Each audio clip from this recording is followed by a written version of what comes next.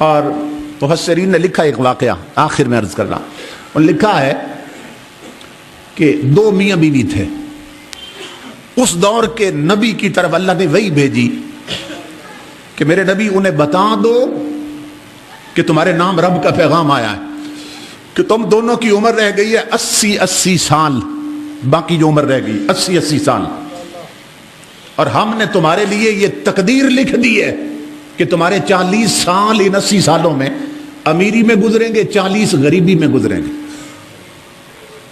میرے نبی انہیں بتاؤ کہ ہم نے تمہاری یہ تقدیر لکھ دی ہے. عمر تمہاری رہ گئی 80 سال اور ہم نے تقدیر لکھ دی ہے کہ 80 سال امیری میں گزریں گے، 80 غریبی میں.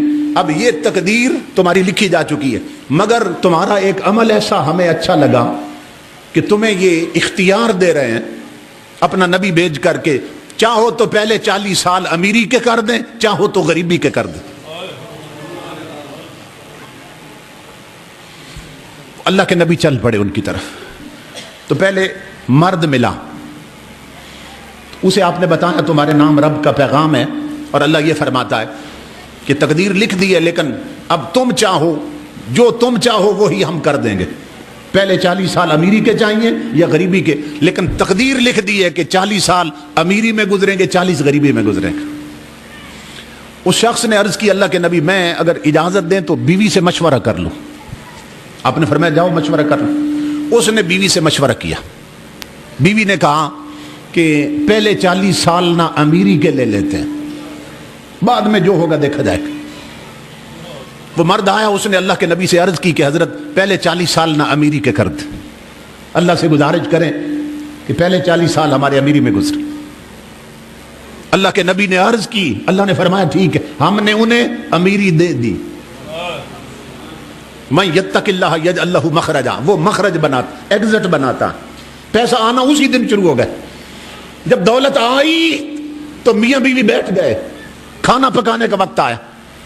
میاں کہنے لگا یہ کسی سیاستدان کا وعدہ نہیں، روٹی کپڑے اور مکان کا، یہ رحمان کا وعدہ ہے جس سے بڑا سچا کوئی نہیں.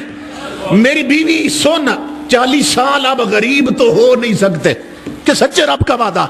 تو پھر آج دیگچی نہ چڑھا، دیگ چڑھا، میں غریبوں کو بلاتا. سمجھ رہے؟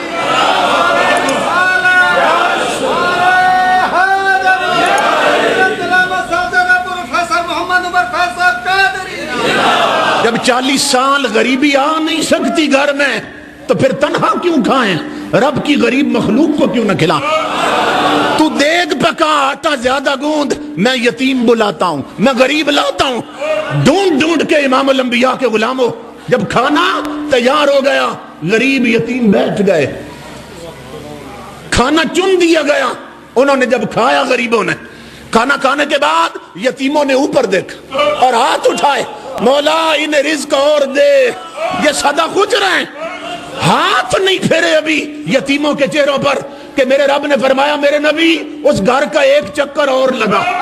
مولا اب کیا کہوں؟ فرمایا انہیں بتاؤ میرے بندو، تم نے میرے رزق کی قدر کی ہے، مجھے اپنی عزت کی قسم، ہم نے تقدیر بدل کر اگلے 40 سال بھی امیری کے کر دیے. تم نے میرے رزق کی قدر کی ہے، تمہیں معلوم ہو گیا کہ اللہ رزق دے تو کہاں خرچ کرنا ہے. تو سنو، ہم نے تقدیر ہی بدل دی. یتیموں کے اٹھے ہوئے ہاتھوں نے، غریبوں کے اٹھے ہوئے ہاتھوں نے تمہارا مقدر بدلوا دیا ہے. اب اگلے 40 سال بھی تمہارے امیری میں بیتے. اس لیے سب سے خوش بخت طبقہ وہ ہے جو یہاں بھی امیر وہاں بھی امیر. تو اللہ رب العزت ہمیں دونوں جہانوں کی امیری عطا فرمائے.